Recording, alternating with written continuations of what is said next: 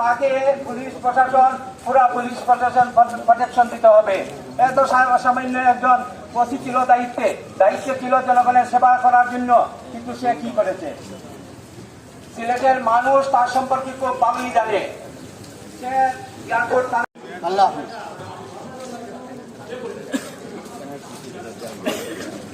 ধন্যবাদ জনাব আব্দুল কাদের। আজকের এই সাংবাদিক সমাজের উদ্যোগে আজকের এই কর্মসূচির অবস্থান কর্মসূচি কমিশনার কার্যালয়ে উপস্থিত সাংবাদিক সহকর্মী বন্ধুরা, আসসালামু আলাইকুম রহমতুল্লাহ। সম্মানিত বন্ধুগণ, আমরা অত্যন্ত দুঃখ ভারাক্রান্ত হৃদয় নিয়ে বলছি যে আজকে গত 19 জুলাই আমাদের সহকর্মী সাংবাদিক শহীদ হয়েছেন। এখন পর্যন্ত আমাদের এই সাংবাদিক যিনি শহীদ হয়েছেন তার খুনিদের গ্রেফতার করা হয় না। আমরা জানতে পেরেছি যে হবিগঞ্জে একজন দুর্গম নয়।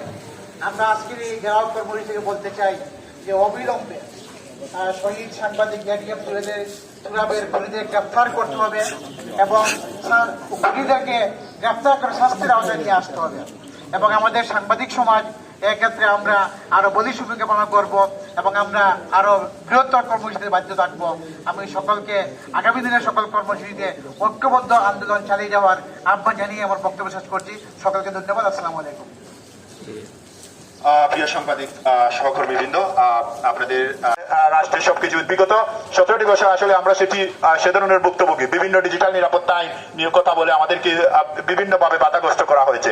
আমরা কোনো ধরনের এখন সবার দুর্নীতির কথা সবাই লিখতে পারছে স্বাধীনভাবে, কিন্তু বিগত 17 বছর সবার দুর্নীতির কথা কিন্তু কেউ লিখতে পারেনি, একটি কলমও কিন্তু ধরতে পারেনি কেউ। এখন পাহাড় পরিমাণ দুর্নীতির তথ্য উঠে আসছে এবং সেই তথ্যগুলো আমরাও কিন্তু বিগত দিন বলতে পারতাম এবং বাংলাদেশের পাচারকৃত টাকা কিন্তু সাংবাদিকরা ইচ্ছা করলে রুখতে পারতো, কিন্তু সে ধরনের অবস্থা ছিল না দেশে। তথ্য প্রযুক্তি আইন করে বাংলাদেশের সাংবাদিকদেরকে নির্যাতন নিপীড়ন করা হয়েছে। আমরা অনতিবিলম্বে এই আয়োজন থেকে, এই অবস্থান কর্মসূচি থেকে তথ্য প্রযুক্তি আইন এবং যে ডিজিটাল আইন যেটাই বলা হোক সেটি পূর্ণ বাতিল চাই এবং একটি সুরক্ষা আইন চাই। সাংবাদিকদের নিরাপত্তার জন্য একটি সুরক্ষা আইন চাই। এ পর্যায়ে বক্তব্য নিয়ে আসার জন্য আমি অনুরোধ জানাই ডিআইজি মহোদয়কে। আমরা এই বিষয়ে অবগত করেছি এবং জানিয়েছি যে ওসি সাবেক ওসি কোতোয়ালির সাবেক ওসি মঈন সাহেবের যে ব্যাপারটি, এ ব্যাপারটি আমরা অবগত করেছি এবং তাদেরকে জানানো হয়েছে।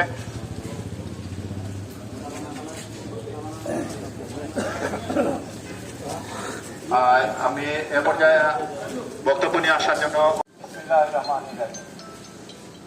আমাদের প্রিয় সহকর্মী হত্যাকাণ্ডের বাড়িতে গত জানুয়ারি ইউনিয়ন আয়োজিত আজকের এই অবস্থান কর্মসূচির সম্মানিত সভাপতি এবং আমাদের সহকর্মী সবাইকে সালাম জানাচ্ছি।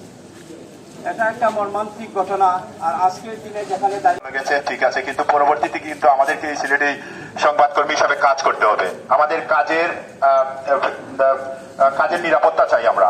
এ বিষয়ে আসলে ইতিমধ্যেই আমরা শুরু করেছি আলাপ আলোচনা, এ বিষয়ে আলোচনা শুরু হয়েছে। আমরা একটি সারা বাংলাদেশ ব্যাপী ইতিমধ্যেই কিন্তু তত্ত্বাবধায়ক সরকারের মাননীয় উপদেষ্টা বলেছেন যে সাংবাদিকরা আসলে কি চান, কি ধরনের কিনা। আমরা একটা সিলেট থেকে একটি দাবি তুলতে চাই, একটি সুরক্ষা আইনের বা সাংবাদিকদের জন্য তথ্য প্রযুক্তি আইন বাতিল করে ডিজিটাল আইন বাতিল করে একটি সুরক্ষা আইন করা হোক। ইতিমধ্যে আমরা প্রস্তুতি নিচ্ছি। আমরা মাননীয় প্রধান উপদেষ্টা মহোদয়ের কাছে এই আবেদনটি সিলেটের জেলা প্রশাসকের মাধ্যমে সিলেটের সংবাদকর্মীরা উপস্থাপন করবো এবং সেই দাবি সম্বলিত কপিটি আমরা সিলেটের জেলা প্রশাসকের মাধ্যমে মাননীয় প্রধান উপদেষ্টা সহ এবং তথ্য উপদেষ্টা মন্ত্রণালয়ে যারা আছেন তাদের কাছে প্রেরণ করব। আমাদের একটি দাবি, কিভাবে এইরকম একজন অপরাধীকে ছেড়ে দেয় তা আমরা বুঝতে পারছি না। একজন কণ্ঠস্বর আমাদের রুহুল আমিন গাজী ভাই গত রাতে কারাগারে, যার কারণে তিনি বিভিন্ন রোগে আক্রান্ত হয়েছে এবং চিকিৎসা করানোর আগেই উনি আমাদেরকে ছেড়ে চলে গেছেন। কেন তুরাব হত্যার বিচার হচ্ছে না, আসামিদের অ্যারেস্ট করা হচ্ছে না, তা আমাদেরকে বাগিয়ে তুলেছে। আমরা অত্যন্ত ব্যথিত, মর্মাহত, আমাদের বলার ভাষা হারিয়ে ফেলছি। অনেক মামলার আসামি দেখলাম যাদের বিরুদ্ধে সামান্য হত্যা মামলা নয়, এমনি হয়তো আহত হয়েছে। দক্ষ এবং পেশাদার পুলিশকে এখন দায়িত্ব নিতে হবে। আমাদের সিলেটে যিনি দায়িত্ব নিয়ে এসেছেন